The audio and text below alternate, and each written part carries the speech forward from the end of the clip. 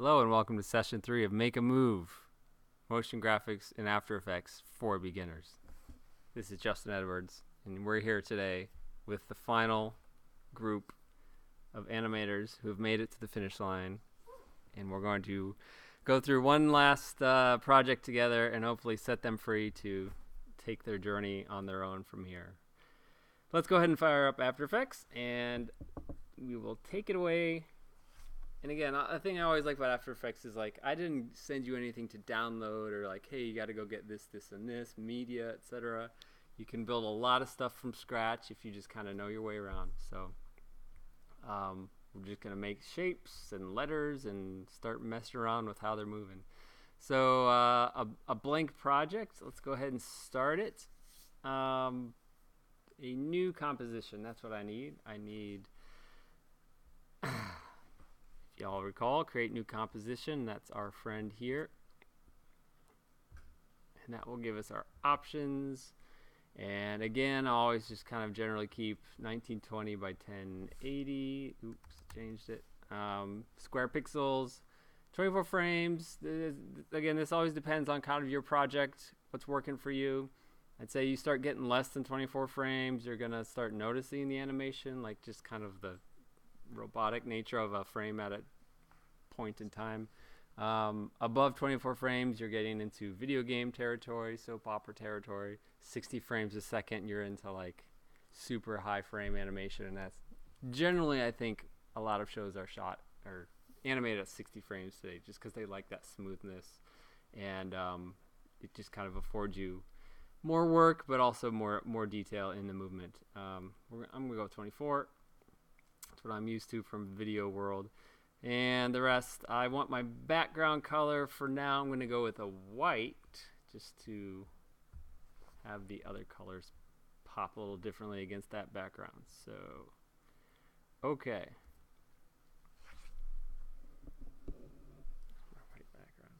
So I thought we would create, and you can do your own version of this there, or you can follow along, do the same as me, is fine. I thought I'd make just a little 2-screen animation birthday card for my mom, because her birthday is coming up April 7th. And so I thought I'd make her a little something, and I'll email it to her and be like, hey, I'll send her a real card and stuff. Don't worry about that. But just for the sake of this, so I'm going to make a birthday card motion graphics, I don't know, thing. What would you call it? It's not a card. It's an e-card, yeah. There's like a specific thing. I think Any of you done those, is it jib jabs, where you can replace the face on Dancing Insanity? Like, we used to send my mom jib jabs every year. That was fun. You can do jib jabs in After Effects. That's something we can get to later. If we have a few minutes, I'll show you kind of the basic idea of that. But you're basically motion tracking something, and then you can put whatever you want on that same path. So that's how you can slap your face on somebody else's face. Make some fun stuff.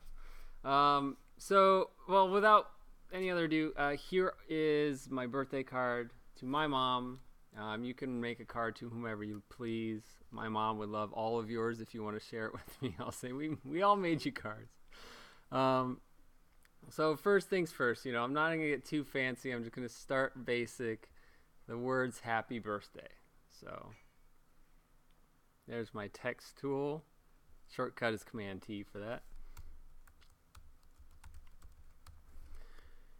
And of course, it's like not what I want it to be and not centered, all that stuff. You got to do that in your text settings, which for me are down here in character. If character is not open, go up to window and open your character window.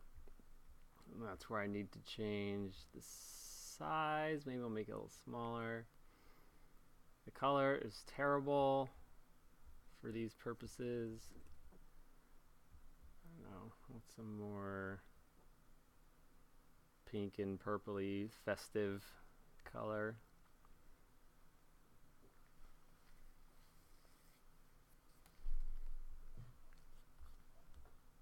So very good. I got happy birthday, and I'm putting it just a little above center because underneath that I'll put Dear Dorothy, and let that be kind of the second part of my animation. But we'll wait to get that. But I'm kind of building the balance. Will be Happy Birthday, Dear Dorothy would be like the center piece of the entire design. So we have happy. What do I want to do with this though? I don't want to just say happy birthday. I want it to, using my new animation skills, I want it to appear, hop into the screen, right? It can jump from the sides of the screens. That's another option. Like I could take a keyframe position and just have it off the screen, and then keyframe a position in the screen, and it would just fly in like that. I like the kinds that kind of feel like they pop out from behind the middle of nowhere. So to do that, again, because you could fly it in off the screen, you guys know how to do that right now. I want to show you another concept towards approaching the appearance of objects or disappearance of objects, is the use of masks. We haven't done too much with them. You may have accidentally created them and hidden some of your layers here and there, but masks in generally are your best friends that you will use all the time, and they will float around your screen and hide things that you don't want, and they can move around. You can kind of treat a mask like the Blob, and it can just like change its shape over time, and like they're amazing things, and I use them endlessly, especially in like video production, trying to fix shots. Like maybe something was in the shot and it kind of moved across the screen. You need your mask to cover that as it moves across the screen in the same way. And again, that's all using just this basic function of the idea that After Effects lets you create a layer that tells the layer beneath it, don't look at this stuff. So let's go ahead and build a mask layer right now. So we got happy birthday. And if I want a happy birthday to, you know, in this case, I'm going to have happy birthday kind of jump out from like just the middle of nothing and just kind of suddenly appear. I need a mask on the bottom half of the screen. And so for starters, I'm going to take my rectangle tool and just put a giant rectangle on the bottom half of my screen. Thought it was masking already, but that's just the stroke of it. So the last time I used a rectangle tool, I had no fill and a big stroke. I want to do the opposite actually. Remember, Alt click these to cycle through options. I don't want a stroke, and I want to have a fill just so I can see what I'm doing. So what does it want me to do? Oh, choose the color. Alright, it doesn't matter what color it is, I just need to see it. So I have a giant rectangle there.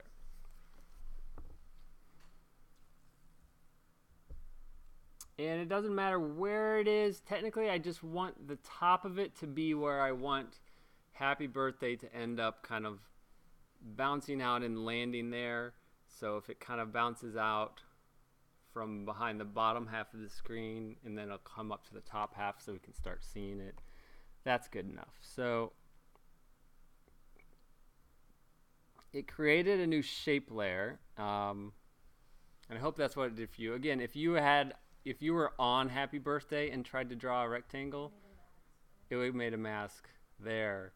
But you want it to be independent because you want happy birthday's layer to be on its own, so you have all of its own transform tools at your disposal, and you don't have to worry about the mask moving with you, because you want the mask to always just be on the bottom half of the screen. So has its own shape layer. And now happy birthday, we did this last week. It's under this track matte option here, and again, if that's not showing up for you, you can cycle through these tiny little options: expand or collapse the transfer control plane. That's what gives you this option for a track matte. And so for happy birthday, let's go ahead and alpha matte shape layer 1. And what that does is it turns, why is it doing the opposite?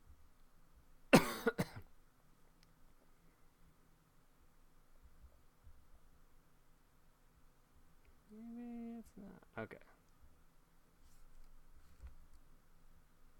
Give me a sec here. I'm not sure why it's being weird for me. Okay. Inverted. Okay. Second one here then. Alpha inverted matte shape layer 1. So it's going to look for the shape that was there and use the shape as the mask.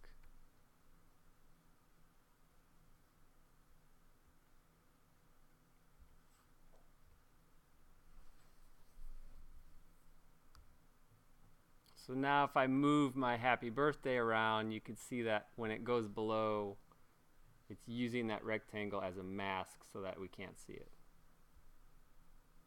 Is that working for people? Great.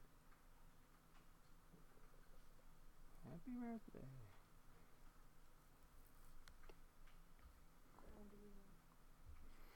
Yeah, so each layer can do this once with the layer directly above it. So this shape layer is not going to mask anything else below happy birthday. It will only be masking the one layer that you've told it to with this track matte inverted matte. Which is good news because we're going to have other words on here and we don't want the matte to cover the words Dear Dorothy at the bottom. So well, let's go ahead and have happy birthday pop out. So first of all, we'll keyframe our position of happy birthday. And hopefully you're getting there. But to keyframe position, does anybody know the shortcuts for adding a keyframe to an exact thing straight away? Anybody know the shortcut to show position? P. Alt P will add a keyframe on P. So when you just click happy birthday and Alt P will add a keyframe in that position at that point. So that Alt is turning on that stopwatch for you already. And so we want this first keyframe, we want happy birthday to not be there. So I'm going to bring down the Y number. It actually it's a higher Y number, even though on the screen it's lower. So I'm bringing it down behind the mat, so it's down here.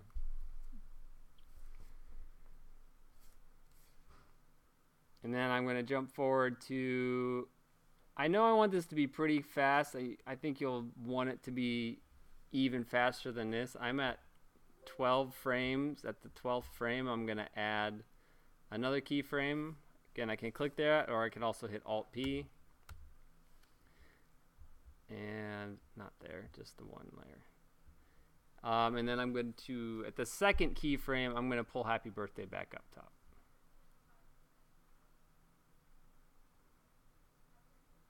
And have it just kind of land right above.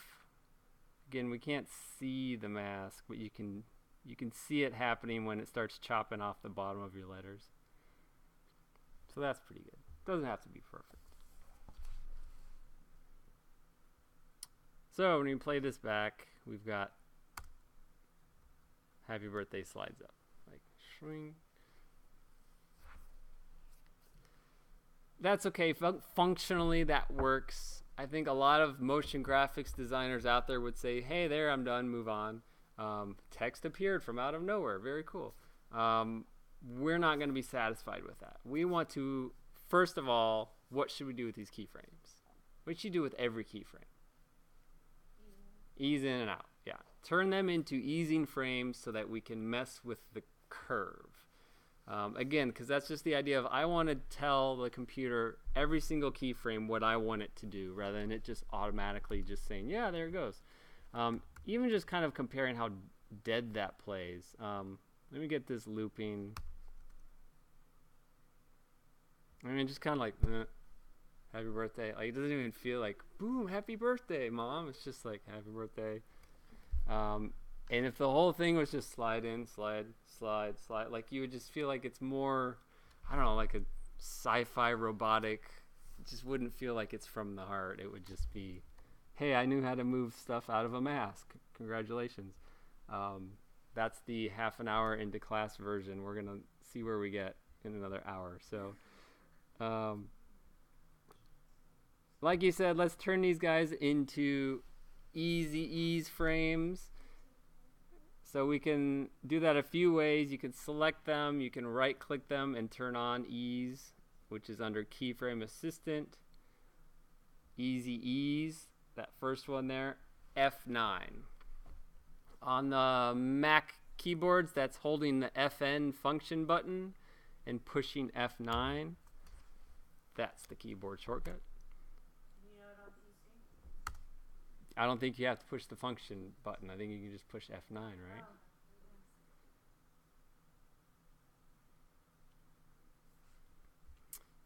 So again, that just added an automatic ease where, I mean, it's such a quick thing that you might not notice it.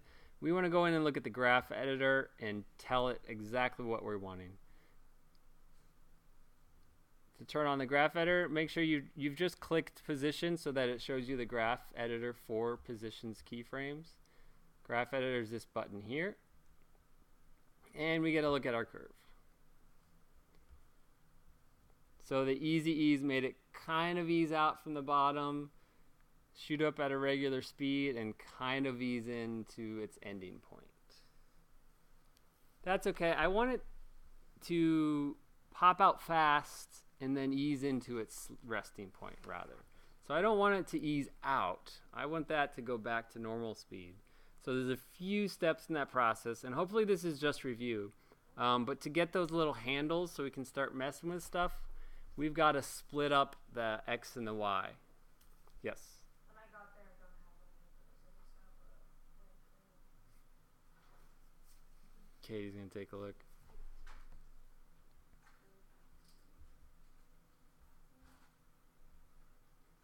And that button to separate dimensions, right down here, looks like a bunch of dimensions getting separated, I guess. And hopefully that puts your position into an X position and a Y position. Now we don't need X, so I'm going to turn the X off. I just want to mess with the Y positions graph. So now when I go in there, I have my handles, and I can play with this stuff now. So the easing is that this is a value editor that says like, hey, how much are you going to hang out at this number? How fast are you going to burn through these numbers? And how are you going to end up at, you know, it looks like I'm landing around almost 500. And that's where I want, again, I want it to kind of slowly ease into its landing point. So maybe at 500, I'm going to pull this handle out so it has more frames hanging out by 500, and that's going to slow it down there. And at the front, I want it just to shoot out of there. I'm just going to come straight down, so it's shooting out from the mat and then easing into 500. Let's take a look at that.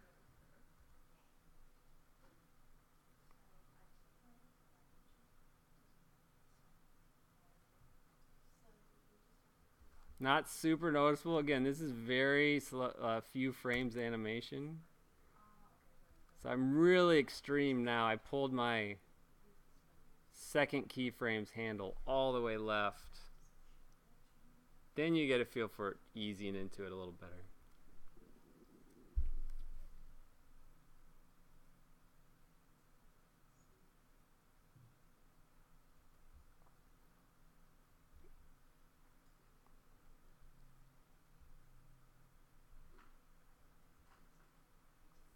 I'm just going to push my keyframes forward a few frames so I can see more of like a blank slate before it shows up. So I like watching it from blank, not from I'm animating right away.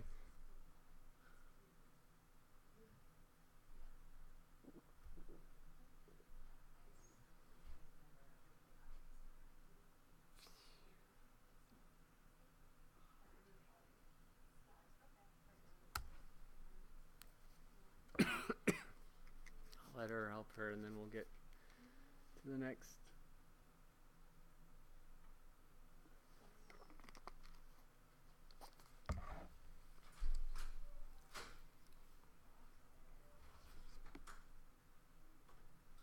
Hey, welcome.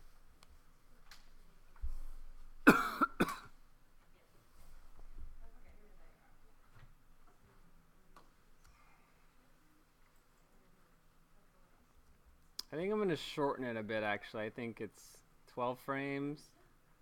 It might do better at 10. Let me drag this second keyframe over a little.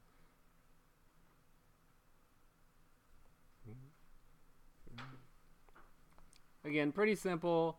I like how it eases in there. There's just an animation concept missing to make this just bring out the fun. I need more to this rather than the mechanical something moving and coming to a rest. And that is what is called overshoot. This idea that something moves into place and kind of goes past where it goes and then comes back to a rest. Like even you do this walking, like you go across and you want to stop there, you kind of like, your body like, oh, keeps going a little bit before you pull back and land where you're going to land. And I love that feeling, especially in motion graphics, just to kind of like make objects and shapes and letters come alive. Like it feels like they have to start having more personality. It's like, like, whoa, a little bit. Okay, now I'm where I am going to be. Again, it's just like the X to Y, like it's just so mechanical and it feels like a computer. Somebody just learned keyframes and they went from here to here. If you can start to get in the habit of like adding those little, you know, like before you get started, like maybe you lean back a little and then you go. And when you land there, maybe you go past it just a bit before you come back home to rest. You'll see it. I mean, cartoons are obsessed with this. Like that's all they're about is like, how do I start moving and then get going? Like you don't just like wave at somebody, you like go, ooh, your body goes something and does this thing like before the action. And anticipation is the opposite of that. Anticipation and overshoot. So those are the two things we're going to do today with this. We're starting with overshoot, and we'll do an anticipation once we've built everything in here, because then we'll have something to anticipate leaving the screen. So to overshoot this, we're going to be adding a couple more keyframes that can kind of show, hey, we know this last keyframe is where we want to land. So I want to like go past it a couple of frames, add a keyframe, and go past that a couple of frames, add another keyframe. All just to kind of start to have a couple of things to play with, like, whoa, went a little too far, and then went like 10% too far the other way, and now finally I'm home again. So here's how we can show how that works. Again, this is just, I have behind the keyframe, enters the keyframe. That's fine and all. I wanted to go a little too far and then a little not far enough, like add a percentage of that, and then landing where it wants to go. And you can kind of draw this with the curve, and hopefully our curve ends up looking something like this. But we're coming down and we're like landing, like we're going here. Let's say we want to land here. We're gonna like go, oh, we're too far. We gotta go back. Oh, we went a little too far, too early, and like, so you're gonna come overshoot, and then a little bit under, and then finally land where you're gonna land. And that's where all these extra keyframes are coming in, because you want to define too far. You want to define just a little bit, not far enough, and then we've already defined home sweet home. So let's use it. All these keyframes. Okay. So there's one keyframe. Go forward 2 frames. Command right. So 1, 2.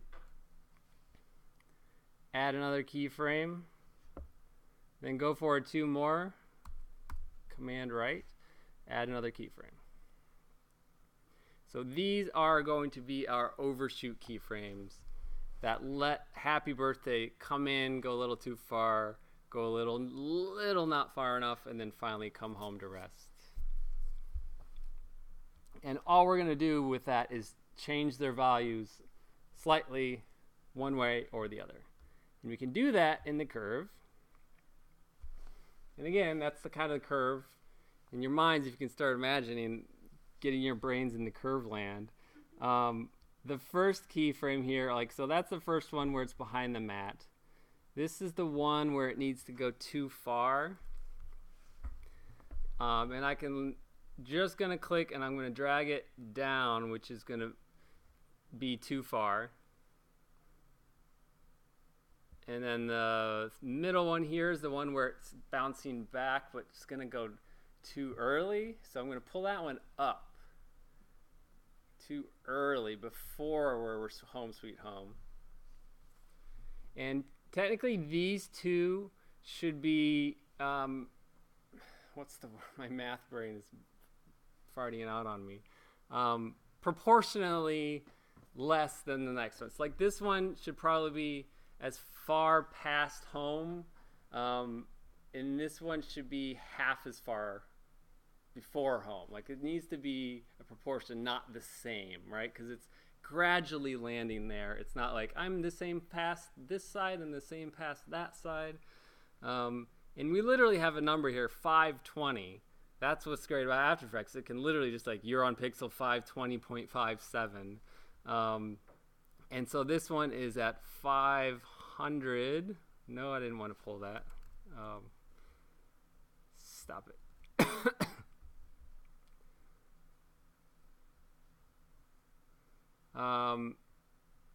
So like, yeah, about 500. So if I know that I'm landing at 520, I know my overshoot is 500. That's 20 past. I should go 10 under. Just as like a general rule of thumb, like it's gonna like bounce back half as much velocity, because again it's just kind of bouncing there. So maybe it ends up at 530. I can't do it with the dragon because it's being annoying, so I'm gonna type that in. Again, get your playhead where you want it to be, because I was about to change the wrong keyframe. 530. So this keyframe, I'm going to put at 500. That's my overshoot past. This is my undershoot as part of the bouncing into place. That's at 530. And then home sweet home is at 520.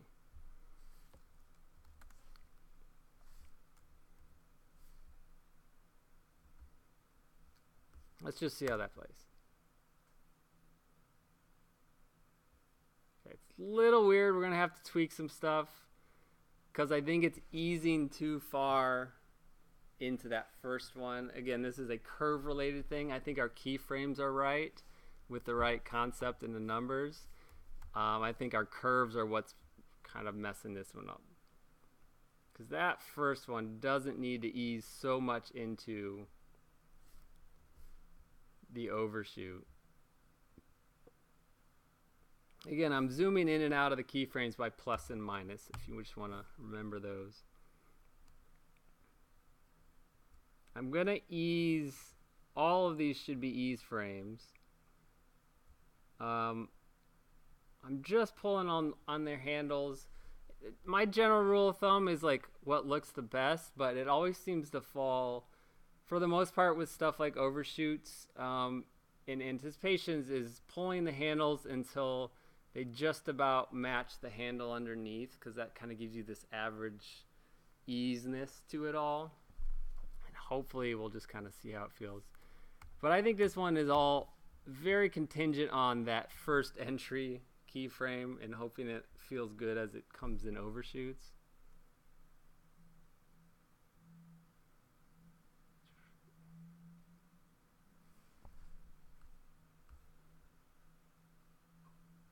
And welcome to just the life of an animator, is watching something thousands of times and not being able to make up your mind. Like, you're like, it's bouncing in there, I get it. Is it too fast? Is it too slow? Is it just the one frame this way or that way? The best solution for that is just play with something, make things wrong on purpose, and then you can pull it back until you kind of think it's good. Like, for one, I think the undershoot bounce back is too aggressive for me, so I'm pulling that one down. Let's play it. I just want to say Yukta's looking really fun. Like, hers hangs in the air and then it comes back down and settles. Okay. So if you want to just play around with something like that. I was just watching over your shoulder, and it's really fun. It's like, Yeah, the extremity of getting your curves to like ease and do the different things is like how you change the personality of everything. Like, if this was a basketball happy birthday theme card, I would like turn things more into like dunka dunka, and like just you start playing with the curves, and there suddenly you have this personality. with the overshoot. I think the overshoot is all the difference. Yeah. Would scaling help with the balancing effect? Not yet. I was gonna do it. That's coming. Yes, that is also part of the anticipation overshoot, is that things squish and morph into their before and after, and I'm moving really fast, so they're kind of stretched out, or I'm bouncing, so I'm going to be squished down. She's on it. But this one, I mean, I think I'm pretty happy with it. I think I helped. Again, that second coming back bounce was just a little too extreme for me. I might even make the overshoot a little less extreme, just by a few pixels. Doinka. Blanka. Blanka. I haven't even talked about sound effects, but geez Louise.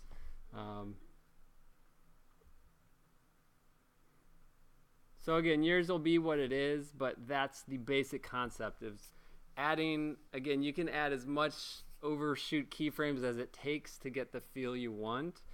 Some of them can kind of like go doing and like have a lot of like over under like faster and faster and faster as it lands at home sweet home. This is just one over and one under. But that's a very basic animation principle that can just bring so much life to even just text, right? But any shape, form, creature, creation, character you create, give them life, because they don't just like move from one place to another. They move and then like land there eventually, right? Like, we're just not instantaneous creatures, unless that's the style, right? Like, I think a lot of Wall-E had this kind of dichotomy between, here's more of an analog moving creature versus robots. Like Eve is just like whoop, whoop, and like you can just tell like those are just different keyframes without as much of this going on. They're just like, I can move to this position and stop instantly.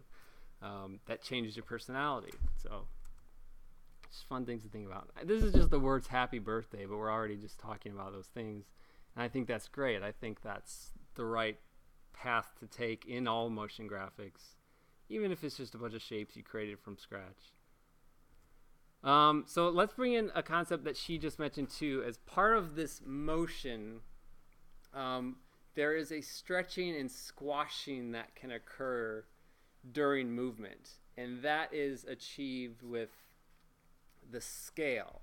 So we would take, in this case, I would make happy birthday when it's moving fast as it comes out of the mask. I would stretch happy birthday out so it's a little longer or taller. So it's just kind of like, hey, I'm moving faster. And then when it comes to that bounce as it's landing, I would squish it down, like, and not super extreme depending on your style and your animation. But you can take it as far as you need to go to communicate what you want about. And I'm calling it now, these letters and words are now characters to us. So what kind of character do I want to give them will influence how extreme I get with my squashing and stretching during that motion. So let's go ahead and start with making it taller as it comes out, because it's moving. And if you can kind of just imagine, like, things feel longer when they shoot across the screen, like your eyes just take a second to have this motion blurry, like a car is going to feel longer when it's moving across in front of you than when it's standing still. So let's go back to our first keyframe, and I'm going to add a keyframe to scale. And can we get a keyboard shortcut for adding a keyframe to scale instantly? Anybody? Alt S. Awesome. Again, it's adding it to every layer. If no layer is selected, it's going to add it to every layer. Make sure you select the layer you want it on first. Turn off your graph editor if it's in your way. So we've got scale on the same keyframe hiding behind the mat. And then I'm going to do the same thing with the scale, the same keyframes at least as the Y position, because it's going to be squashing and stretching, basically maybe not necessarily in sync with that motion. And again, we might mess with the placement of it, but it's a good place to start. So I'm going to go to each of the keyframes of the Y position and hit Alt S as well, just so we have them to start playing with. So I have scale keyframes on all the same keyframes as that Y position. It bounces into place.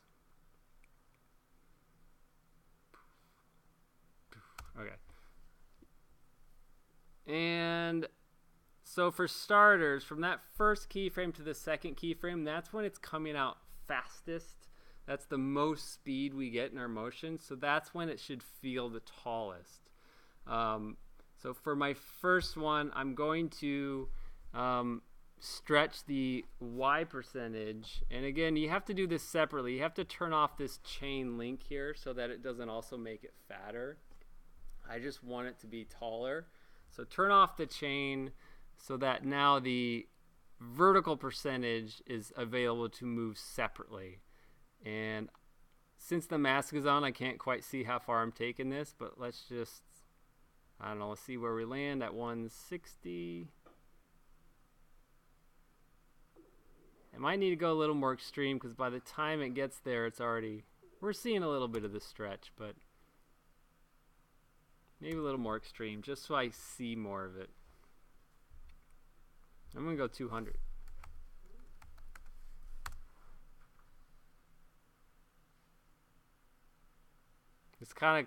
It kind of climbs out of there like a blob of a, I don't know, it just changed the feel of it, that's for sure. If you like it or not, again, it's always up to you. I think my first complaint with this is that it's moving too slow as a whole animation. And I want to just take, I'm going to do this personally. You don't have to do it. If you like yours, just keep it the same. I'm going to take the last 3 keyframes of everything and slide them earlier by 2 frames because I just want it to come out of there faster. Let's see how that feels. A little better. It just doesn't feel fast enough to me. Let me try like super fast.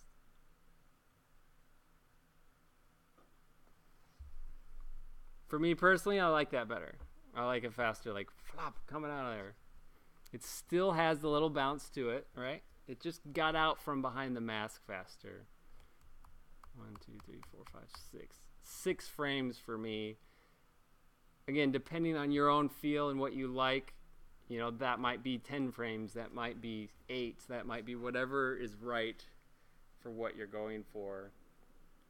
But I think a 6 frame for me is pretty cool. 6 frames to get out from the mask and start bouncing and landing. Happy birthday. I'm getting a sense that it was coming faster because it's stretched out. And then when you land, it's at 100 at my first overshoot point. And I don't know if I want it to be exactly 100% home sweet home at that point.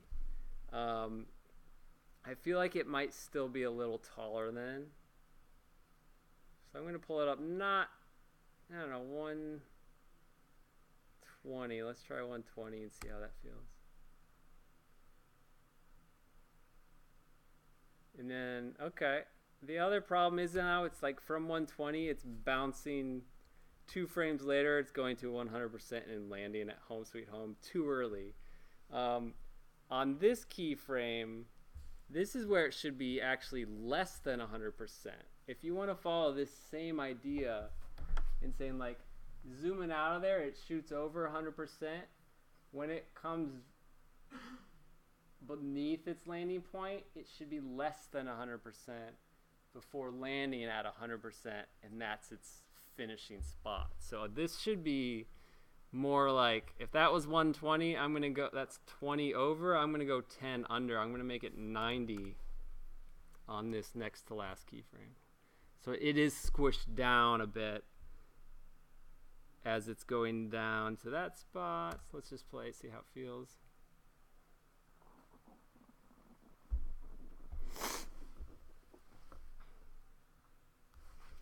I don't know.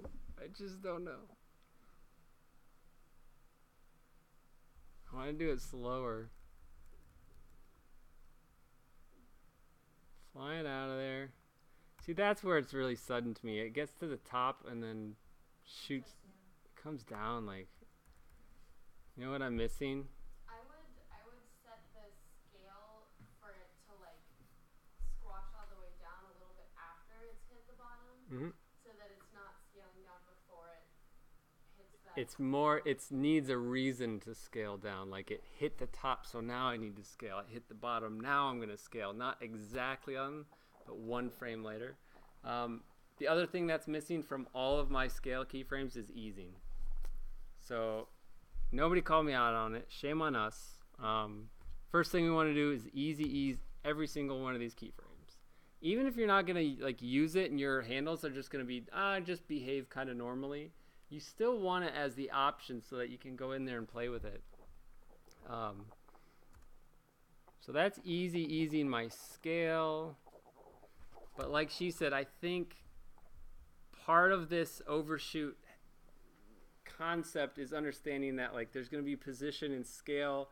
That scale tends to come like a frame or two after the position because it's more like a chain reaction of the position causing this. Yeah, they're not perfectly in sync like this. There should be like I landed in there and then my arm came forward and then came back. You know, the same with like I squished forward because I landed there. And it takes a frame or two for that to happen. So these 3 frames, I'm going to slide them offset to the right so they happen a little later. I can do that manually. I can also, the shortcut is Alt right on a keyframe. Once you select a keyframe, you can nudge them with Alt left or right. That already feels 100% better. Just knowing that the scale is coming as a result of the position there, hitting there, and then it comes. Let me do that a little slower. So zoom out of there. Hits the top, starts squishing down. So here it lands, and then it starts squishing. It's still stretched. Here it hits the top at its most stretched,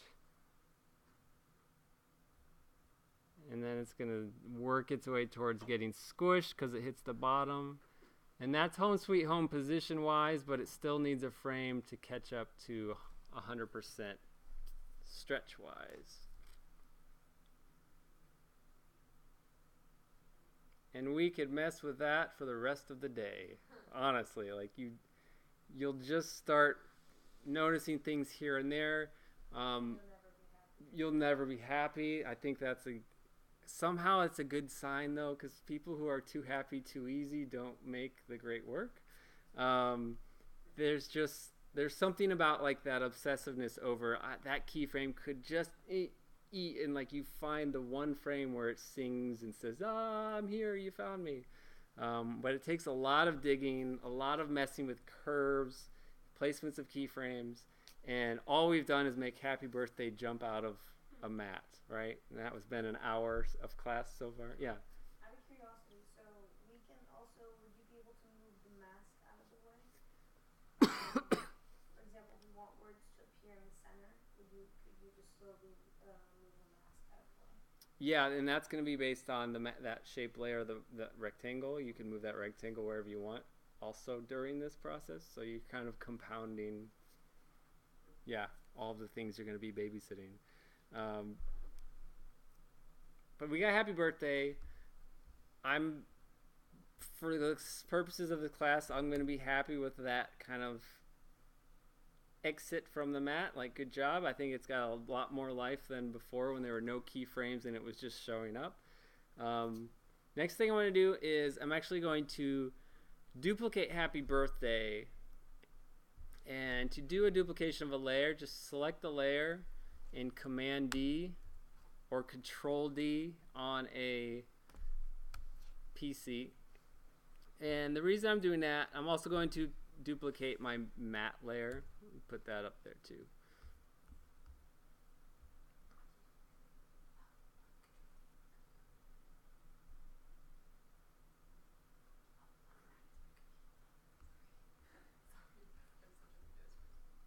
Yeah, so you can do both at once. So like, if I select just Happy Birthday and its mask, I can Command D and it'll just plop the two new ones above it, which is actually exactly what I want. Also, you could, I always make it so easy. Duplicate is in edit, so yeah. Learn the shortcuts, is much faster. The reason I did that is because I want to make happy and birthday to be separate. Like, I want happy to come up and birthday to come up just like a split second later. So it's like happy birthday, kind of how you say it and read it. Like, let the words appear as though like you're reading it in time.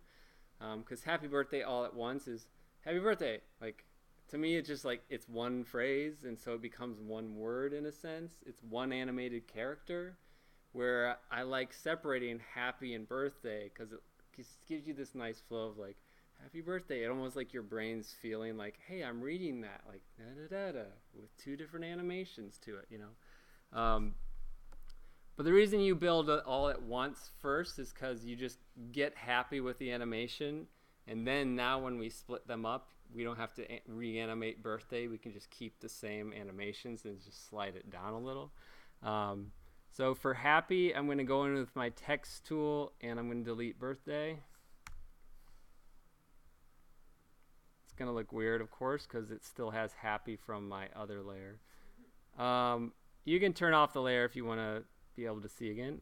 So that's the eyeball tool at the front there, is to turn off a layer. And then for the second layer, I'm going to just delete happy, and I'll be left with birthday.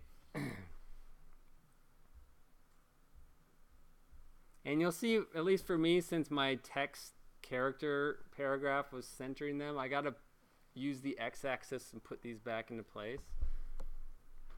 So happy's position, I need to take the x. Remember, the x wasn't keyframed at all, so this is just moving around back to where it should be. And the birthday x position needs pushed to the right.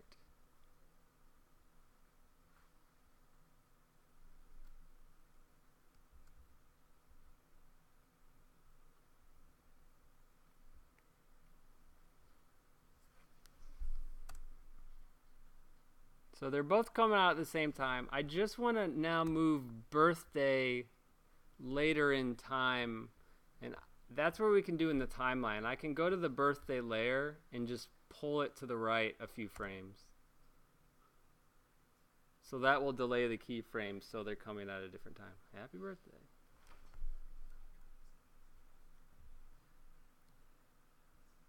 And maybe I make birthday a different color. Maybe I'm going to give it a festive yellow. Oh, that looks like boogers. There you go. What's the command for only looking at that active keyframe? If you hit U, so select your layer and hit U, and that'll just show you those keyframes.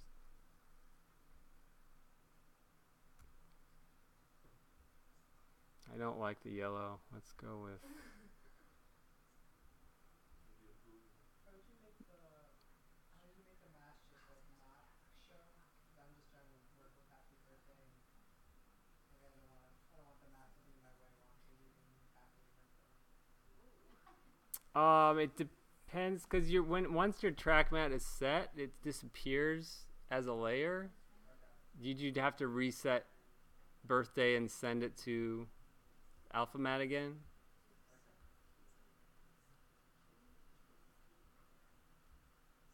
Yeah, wait, what happened when one of my mats disappeared? Maybe your second layer wasn't assigned the mat. You have to reassign it with track mat. Okay. And it's the second option, inverted mat. And use shape layer 2. It can only use the layer right on top of it. So make sure that shape is literally on top of it in the order of the sandwich here. So you need, from the bottom, happy shape layer mat, birthday shape layer mat 2. That's the only way to get your track mats to work, because they only look directly on their head. Who's on me? Oh, a mat.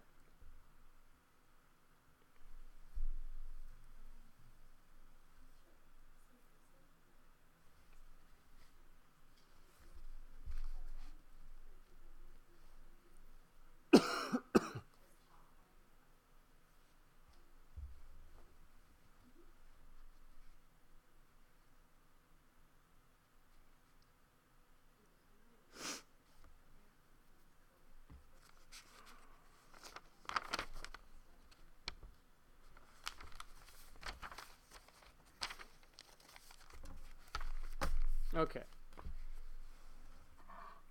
I thought I'd show you a quick way to mirror things. If you just wanted happy birthday and that was it, but you wanted to mirror it underneath. Let's take all of these shapes, and this is going to open up a new concept that you had asked about earlier, a pre-composition.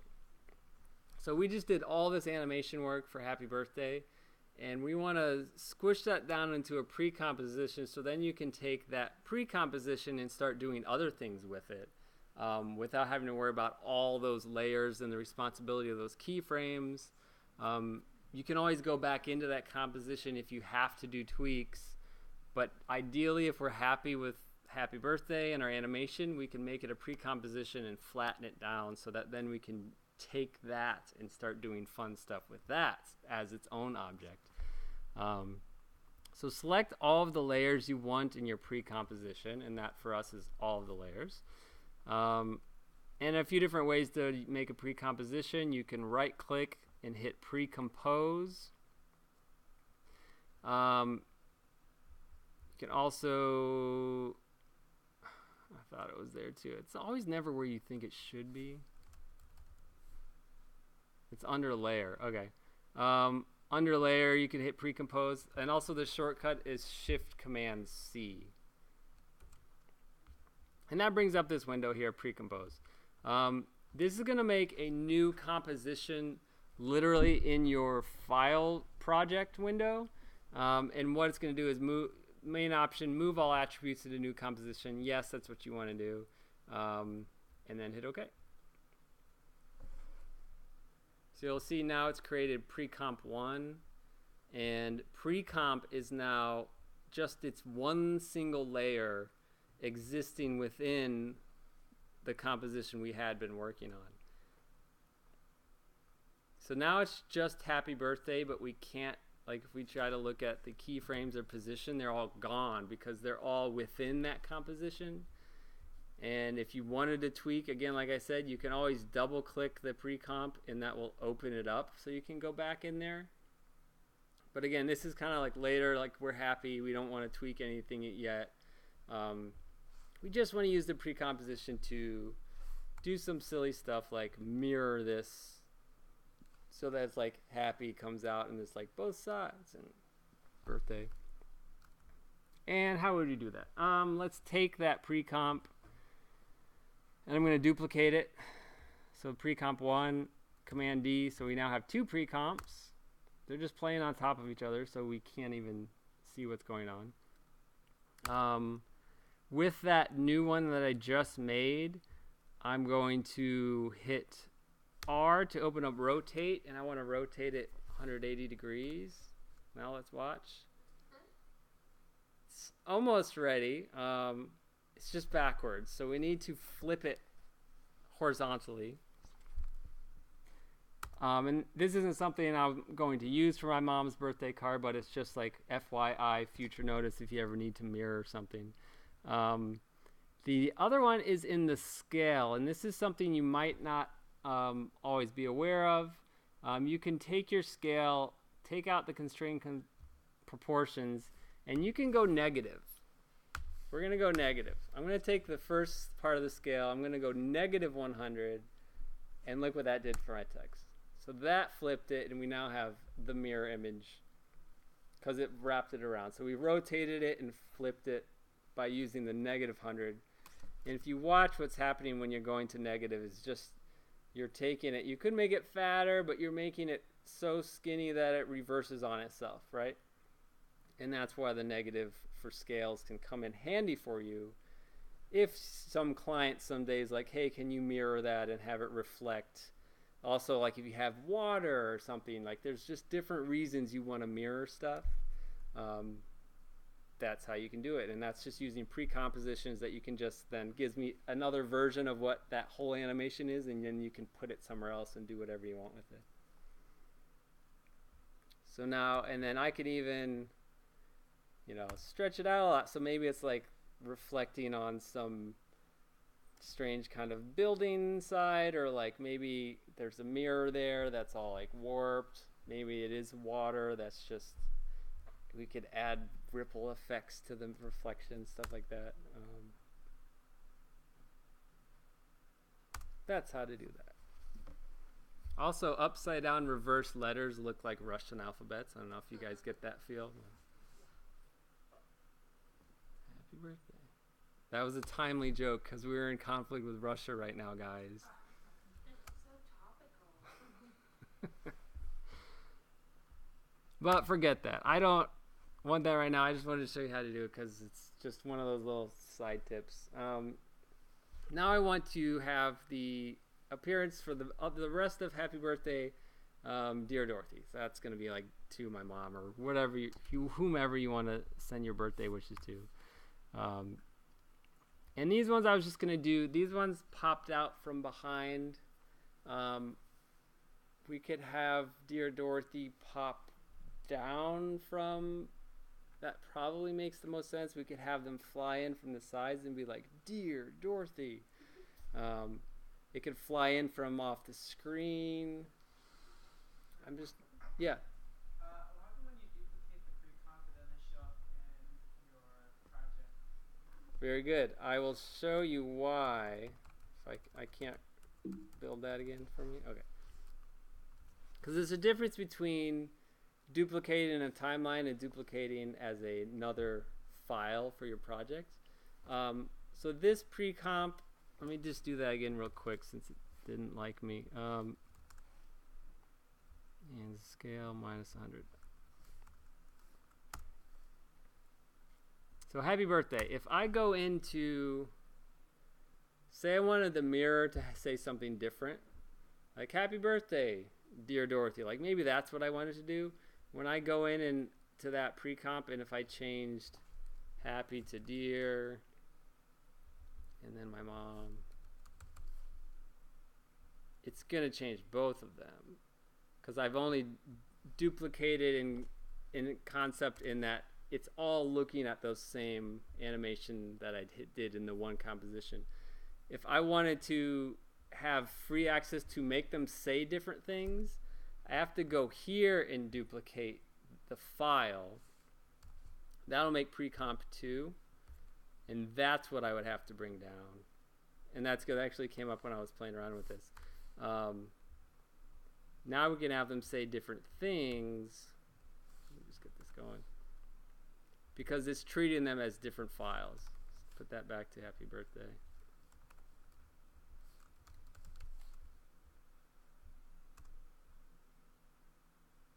Nope, sorry, that's pre-comp. Here it is.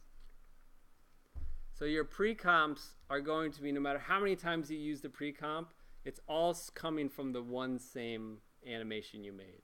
So that's something to be careful of. Is if you make a little tweak in your pre-comp, it's going to tweak as many instances of that pre-comp as you have. So if you want to do like a tweak to one pre-comp but keep the same thing but tweak another part of it, you have to go up to your projects and duplicate it there and actually create an entire new file. That again, it's just an exact copy of your pre-comp, only it needs to have its own name and number so that then you can make tweaks and it won't affect pre-comp 1, because that's kind of how you start building out, you know, in the end of this birthday card. Ideally, if we had like more weeks to work on it together, you know, we're going to have like 6 pre-comps in there, and they're all going to need their own unique pre-comp with their own animations, even if they are just like tiny adjustments on the same stuff we kept building, just because it's going to be picky like that for you. It's going to want to keep that in order. But also as your friend, if you did want that as like, oh, all of that is great, you've used pre-comp 1 9 times, you just had a spelling error. Well, you don't have to fix it 9 times, you just have to fix it once on the original, and then that will change all of them. Any other questions? Okay, so I mean that was one quick way. Again, that I created a separate pre-comp in the project file. That's how I'm able to have different words now showing up.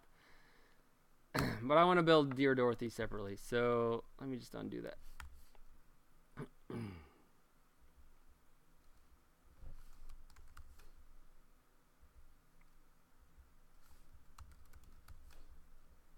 There There must be like some competitions or tournaments for typing behind a mask and still not having any mistakes. Yes. I know that was like a test in like elementary school when they were first teaching us how to type. We had computer scans so you could see the keys you were typing, and like you weren't supposed to look at this. You were supposed to look at the book that you were typing. Yeah. It was a lot. Yeah. Copy this paragraph. Whoa. Yeah, that was always my answer after I saw. You can build your own now in After Effects. Typing tests. Okay, so happy birthday. I'm happy with that. So back to my main composition. I've pre-comped it. It's living on its own. It's happy. I don't have to mess with it anymore. I'm going to start building my Dear Dorothy. And I've decided I want Dear to fly in from the left and Dorothy to fly in from the right. So let's just kind of build that first out. So this is going to be a new text layer. There's Dear. And it's just living there. So take the move tool, kind of get it to where I want it to land eventually. And I want to make Dorothy too, just so my mom's name really isn't Dorothy. It's just Dorothy balances out with how long it is. She loves Wizard of Oz though. So maybe it ends up like right here. Maybe Dear ends up over here.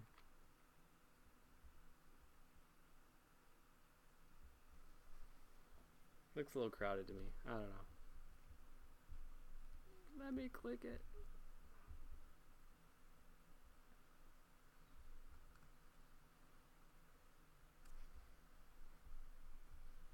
Dorothy, I'm going to make that purple again.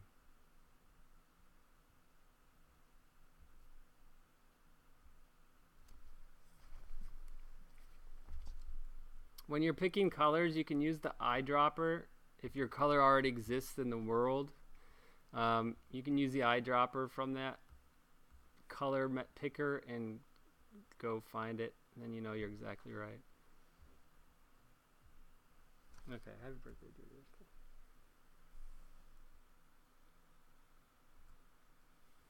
Okay, more or less. You know, I'll probably tweak it endlessly this weekend. But if that's where I want it to land, let's get a keyframe here. So, anybody remember? Position keyframe, Alt P. I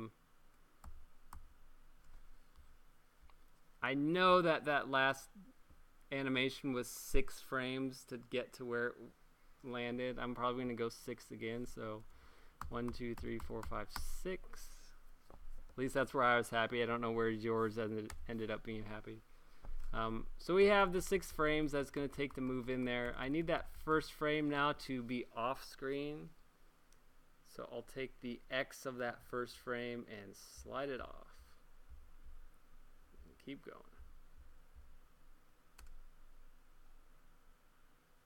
Now it's suddenly so mechanical and boring, isn't it, compared to what we had just done?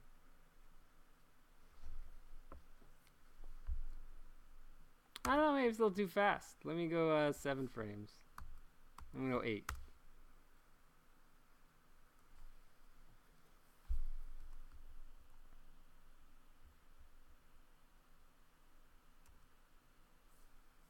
It's also happening too early, so I want Dear to come after Happy Birthday. It's like, Happy Birthday, dear Dorothy. So I'm going to take that entire layer and just drag it to the right until I know the timing is what I want. That's super early.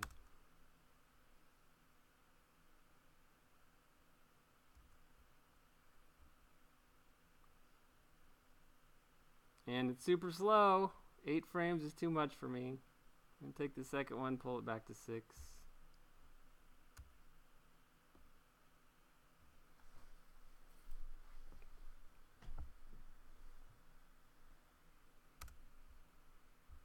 Okay. What's the next step? We missed this last time around. What should I be doing with these keyframes? Easy.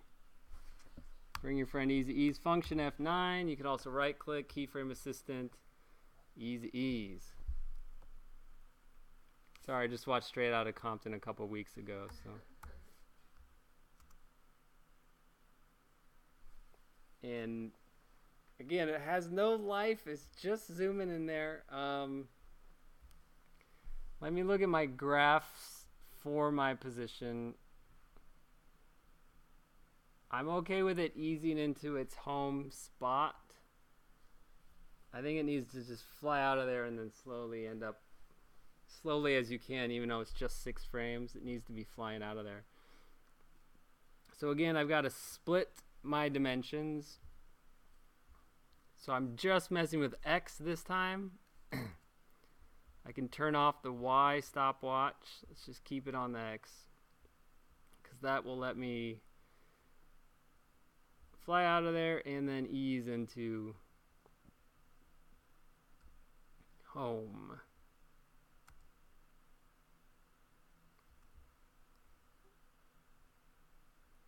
So that second keyframe, you want your handle coming out left as far as it's comfortable for you, again based on your feel for it, but you want to like zoom out and then come into its like a little like you hit the brakes. And this is just for finding home. We haven't done this yet, so this is our next step. So we want it to have a little overshoot again and then like slide undershoot and then land there.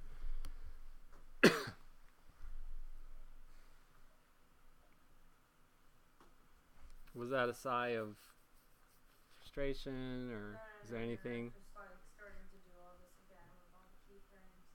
And all nicely packed. Yep.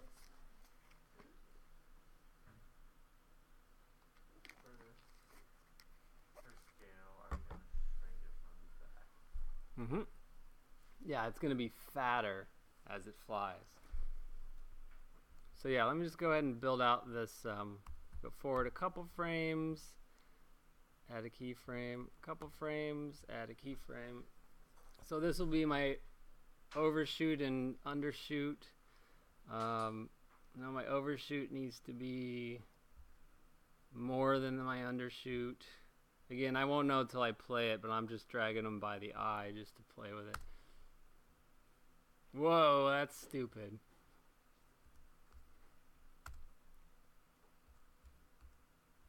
Something's going on there.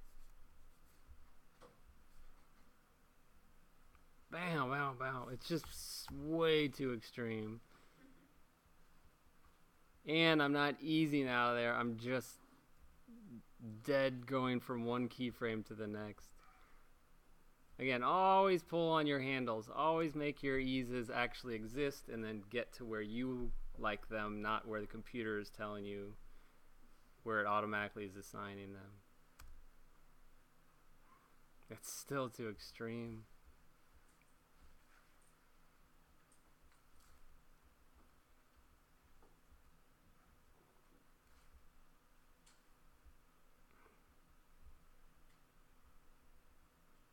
Thanks, Justin. Okay, have fun. Good luck in the future.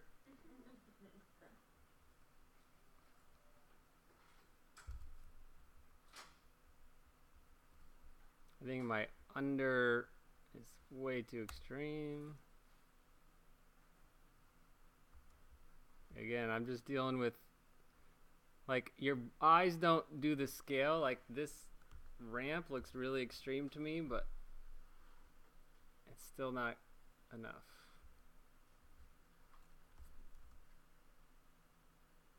Okay, it's getting there. It's not better.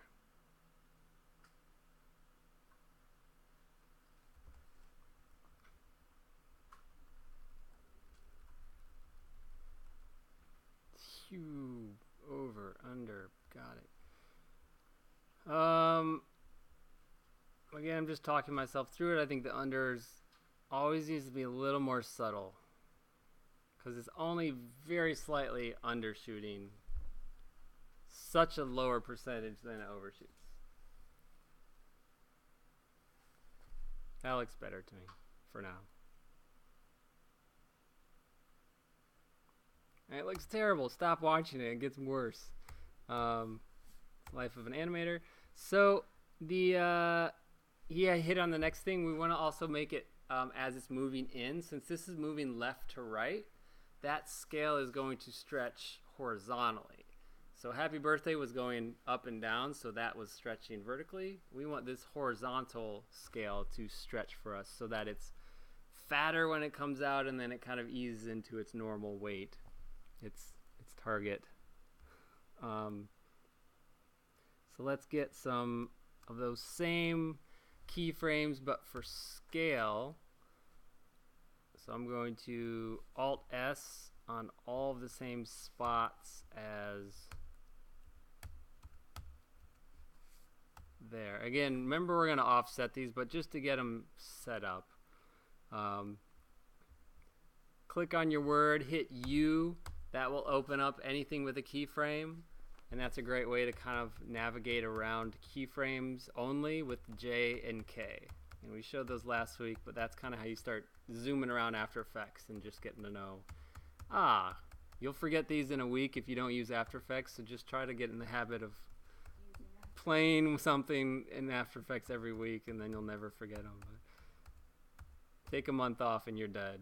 You'll come back and it'll be a foreign language again. Oh yeah. That was a thing. I remember. Okay.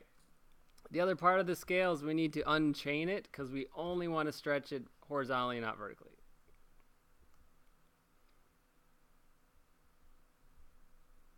And I'm going to copy how extreme I went with the happy birthday. I was 200 at the top. And you'll notice what's happening with mine is I've stretched it so far that it shows up on screen. I need to go back to my first X position and drag it back off the screen. Nope. That's terrifying. That happens all the time. I just want to affect this one single keyframe. But if you click on the word X position, it selects all of your keyframes. And then if you move X, it's sliding all of your keyframes that far. And that's sometimes what you want, not what I want right now. Again, also part of the After Effects habit is make sure the playhead is exactly where you want to affect, and you've selected only the one thing you want to affect. Save yourself a lot of headaches. So just that one keyframe, I want to pull my word back off the screen because I stretched it out too much. Ooh, that's interesting. All right. Okay, so that's still not... Again, I skipped the most important step as always. I didn't easy ease these guys. Function F9. And I want to take a peek at my scale. Easy eases graph editor. And mess with it because I don't want to ease out. I want to just fly out directly. So let me make it just direct diagonal line. The more down you pull that line, the faster it's going to shoot out of there. You'll mess with that and make it happy for you.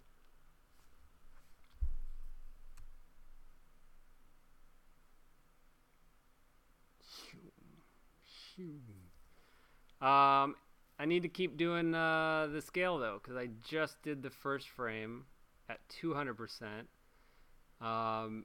If I'm recalling from the vertical version, I think the first frame was at 120. Let me just double check. I can look at that.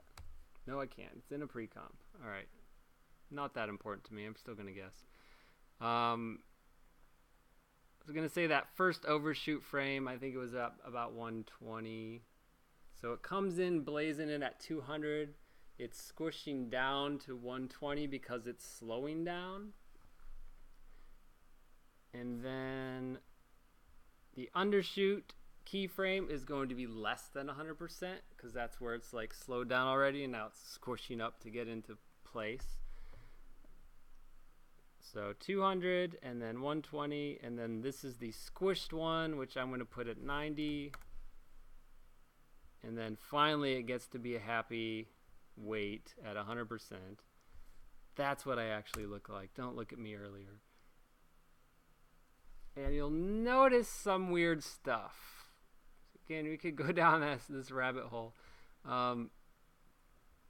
My and yours are scaling based on the anchor point. Okay? And this is where anchor points start messing with your X positions or Y positions.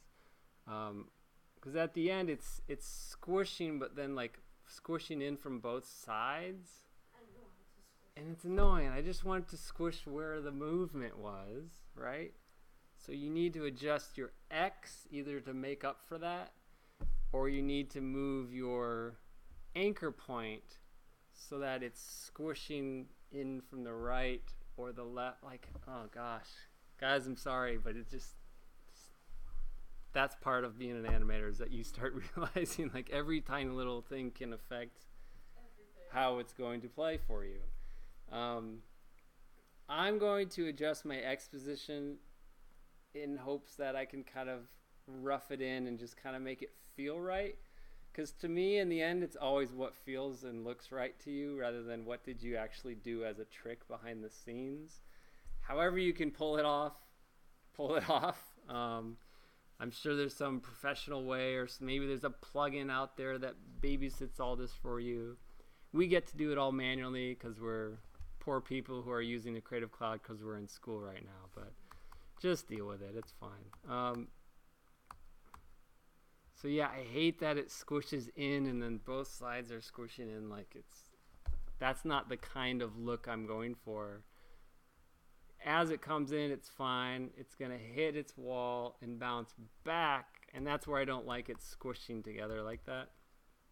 I want it to stay overshooting and then coming to the undershoot in a happy way, and that's because I'll need to change my X to make up for it. So, and here's where my brain doesn't know which way to go in either situation. Do you know, Katie? For what? For trying to move the anchor point or shifting the X? I'm just gonna shift X, and I would do the X because the anchor point's also gonna move. it's gonna move everything. X Yeah. anyway, So it comes and that's its overshoot point. So that's its farthest. Now as it comes back, it's just 2 frames, but it just shouldn't squish within to the middle. It should squish to the right or the left. And I think it should squish to the right. Yeah, because it should go shunk. So that means this one needs to be a little more to the right. Again, I'm just eyeballing this. And it's going to be based on how it feels. Not enough.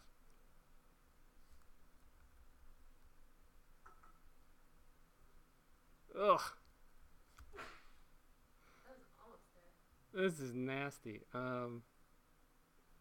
It's almost there at the front, and then it's not landing where it needs to land, I think. Because it almost has to feel like it hits a wall and then squishes into that wall.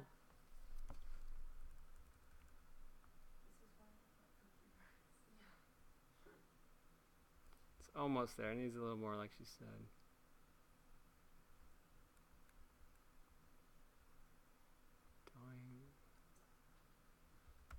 I don't know. I'm not happy with any of these.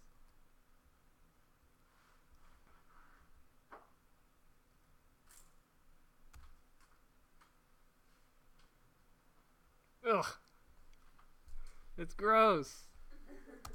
It's like it farts or something and like moves forward after the fart. Sorry, we're animators now, and that's part of the comedy of. Right? Doink. It shoots forward. Okay. Mine work a little better when I move the position for the squish, because then it kind of looks like it's squishing against something if you move the position in a little more.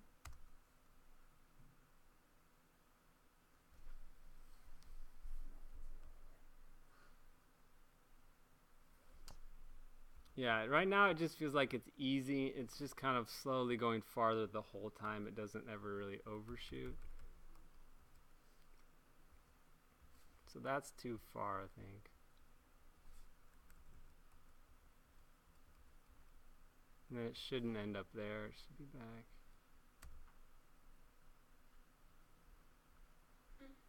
Doink. Doink.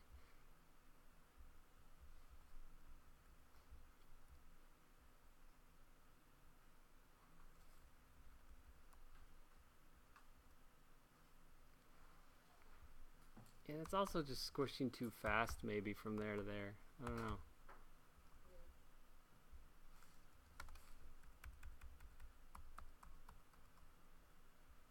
Like, what is happening right here?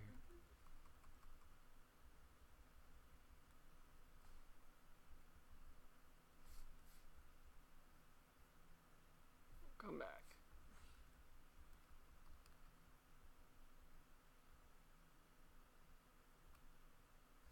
That's way too far.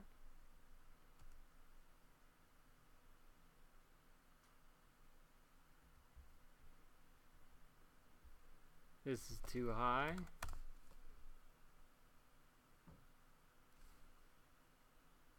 It's like it lands and then it does this little hey and squeezes itself. And that, It might be that your undershoot isn't far enough back. yeah.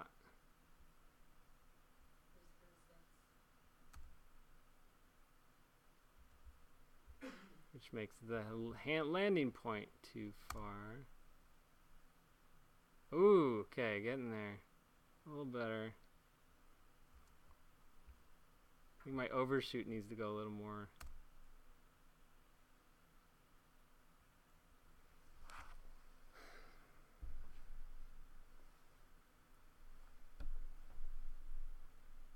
I'm never going to be happy with it, and I can mess with it for the next 20 minutes, but we should move on.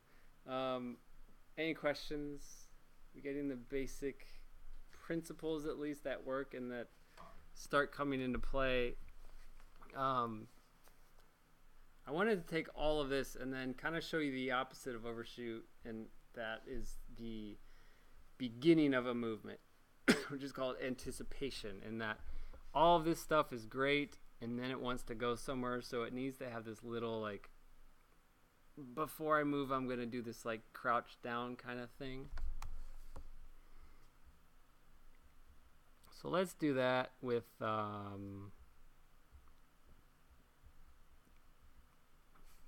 let's just pretend it's super happy and we love how it ended up. Great, good job us. Now I want to take this all in. Yeah, there it is. Okay. Yay. Like an entirely new composition? No, I'm going to pre-comp all of this. Okay. So you can pre-comp a pre-comp. So I'm going to take all my layers, layer pre-compose. Yes. And so that's like, say I built this really super satisfying. The one thing also missing from this, which I was going to add, was a bunch of secondary animations like lines and popping circles, all that stuff we taught you last week. Those are great for birthday stuff because you could kind of have your own like balloon flying in and like put a balloon on one of those paths we taught you last week, and like have like, I love O's that have bursts forth of the firework circles. So I would put one of those on each of these O's and Orthy. So it'd be like Dorothy, poof, poof. I'd have lines coming out of everything just to like do that. But so that's secondary animation. Again, that's kind of like after I've built the main meat of your animation, you can add those extra flares to kind of add that just kind of extra energy and extra. Well, what we can do with this one is kind of show the start of that. So say we built this great happy birthday introduction and it all lands here. Then we want this to all shoot off screen and have something else come into the screen, like a big picture of a cake or something like that.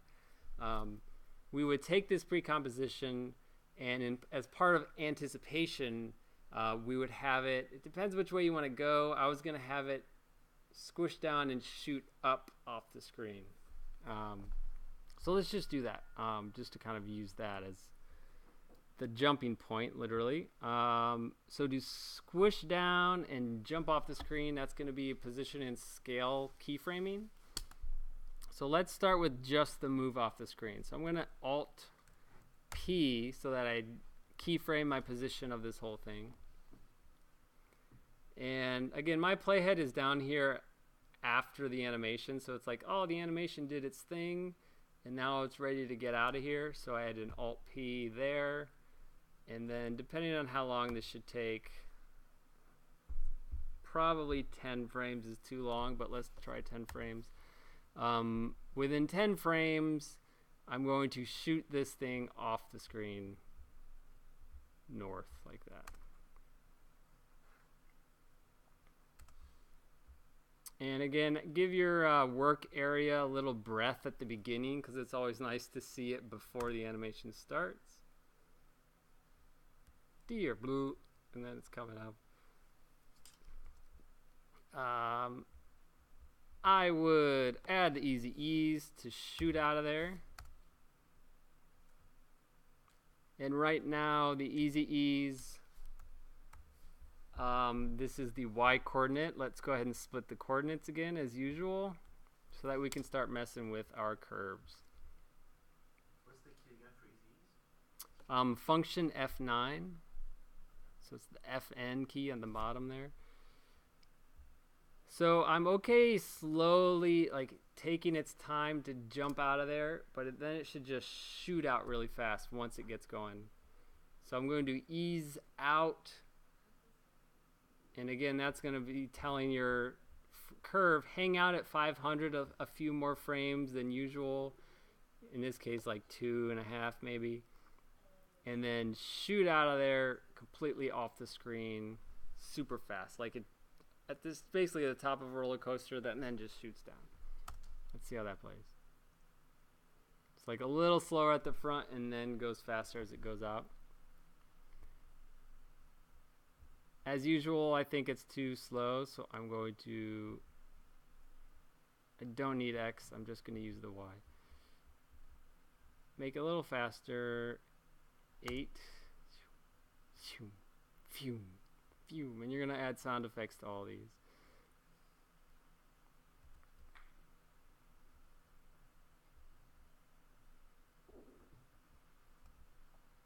Maybe it hangs out at home a little longer as it eases out. Yeah, so that's like, that's better.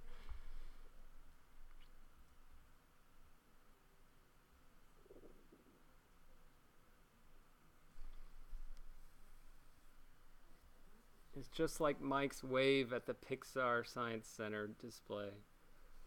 Slow at the front and then shoots out of there.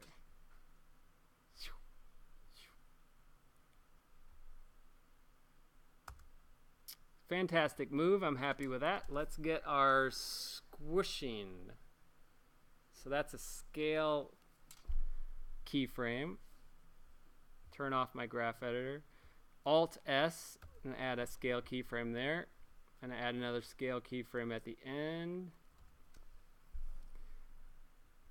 Because, and this is going to do the opposite. I'm going to build kind of like the overshoot thing, but in reverse because it's an anticipation. So I want this to kind of duck down before it starts shooting off the screen. So I actually need to go back in time those 2 frames, and that's where the squish is going to be. So I take my scale and add a keyframe early before the position 1 is shooting it off. That's why it's called anticipation. It comes before. Turn off that chain so you can just affect the vertical. And as it ducks down, I don't know, wherever is happy, you're going to find eventually. It, because of the anchor point, it's squishing top and the bottom. This is one place where I am going to change the anchor point because it is just this pre-composition. I'm not going to be messing with the anchors of any other shapes or movements. I can change this anchor point so that it squishes down so that the bottom of Dear Dorothy is almost like a floor and it squishes down onto that point. If you guys remember, the anchor point tool is there, and I'm going to pull the anchor point straight down so that when it squishes, it's squishing from that point. Yeah, so the bottom of Dear Dorothy is the floor and it's pushing down into that. That's perfect. That's what I want. And that's where your anchor point, again, always becomes part of your babysitting duties, is that understanding all of movement and squishing and stretching is going to be based on that anchor point, and say, like, I'm going to squish towards that anchor point or away from it. So just make sure you're always aware of where that's placed and how that can affect your animation. And it also changed my Y coordinates too there.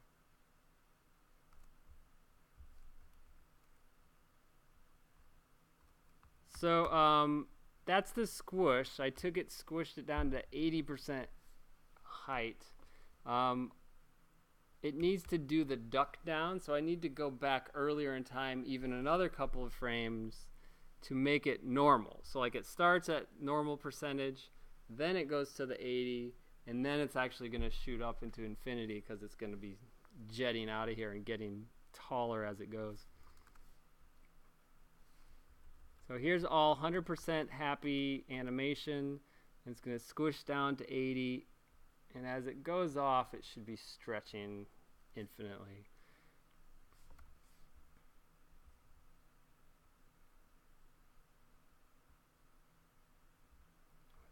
This keyframe is 4. Yeah, okay.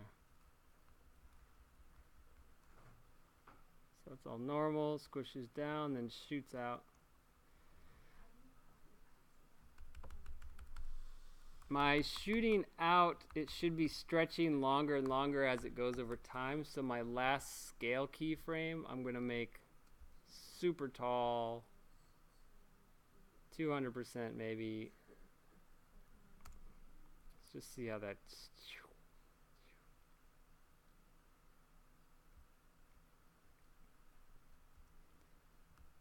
These need easy eased as well. I think they got turned off somehow.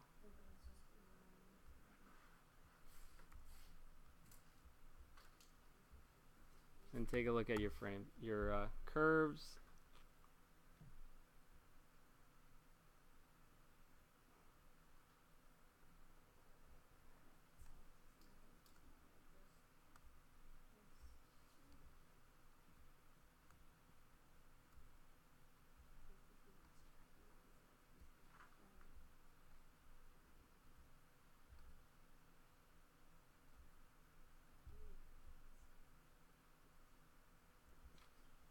The last keyframe for the scale should not be easing into it because it's exponentially shooting off into space. That line should be more of an exponential line, like, so you get the speed, and it's not like slowing down, it's stretch for you. It should just keep going as though it's going to keep stretching forever. The last thing I want to do with this is we have an extra keyframe here that I think is kind of messing up this bounce down stretch. And that's this one here. So this is our animation, our anticipation keyframes are this first one where it's keeping status quo, the second one where it's ducking down, and this third one is redundant and we don't need it because it actually should be shooting off into space towards the last keyframe already, so I'm going to delete it. It should go from ducking down to stretching off to infinity. So that should be your 3 keyframes for anticipation. What is that second Y position keyframe for? That's making up for the anchor point I had done. I slid it down, so that's keeping everything on track so that doesn't destroy the rest of my animation. Because when you change your anchor point, it's going to add a keyframe and be like, okay, now this is the anchor point. I need to make the other ones adjust to the new anchor point.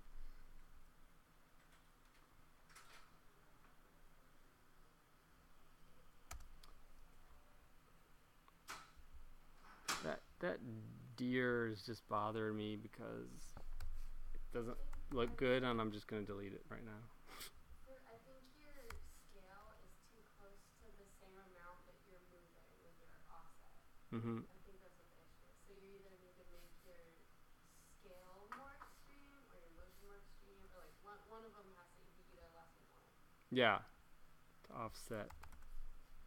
Also, I'm super spoiled because Toon Boom has a feature where you can temporarily move the pivot point.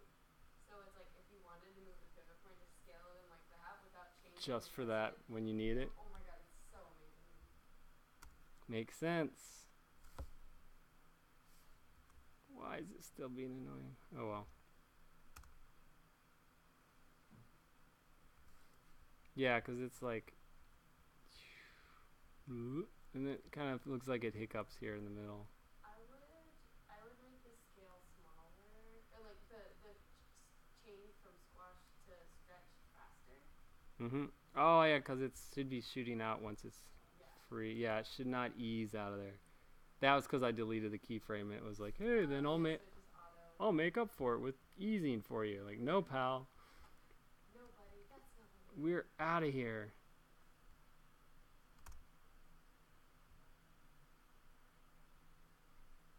No, it's too fast.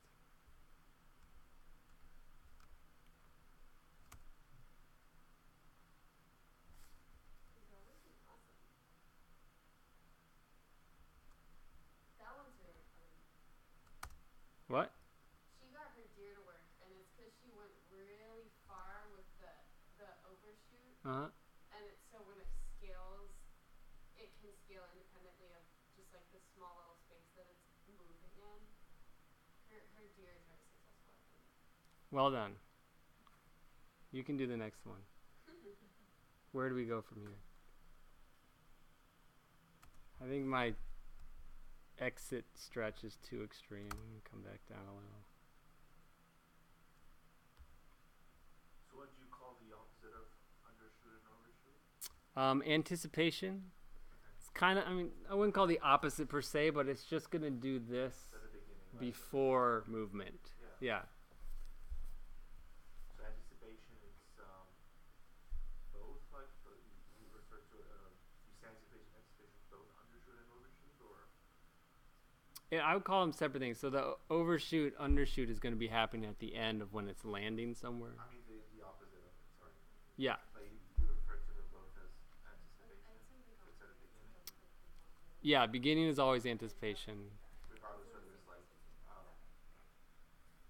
up or down. Up or down, yeah. Yeah. Because it's all going to use this idea of like there's a couple keyframes that need movement needs to happen before the actual move of the animation needs to happen. So that's why we kind of have this idea that there's always these few extra keyframes that help you get going and also help you land. Yeah, if you watch TV animation, it's really very clear because a lot of the times they'll use like anticipation and overshoot to like make up for the fact that they don't have the money to pay for a bunch of in-between, so they really will overuse this and then like it'll be really snappy motion. So it's like any of like the Flash animated shows use this a lot.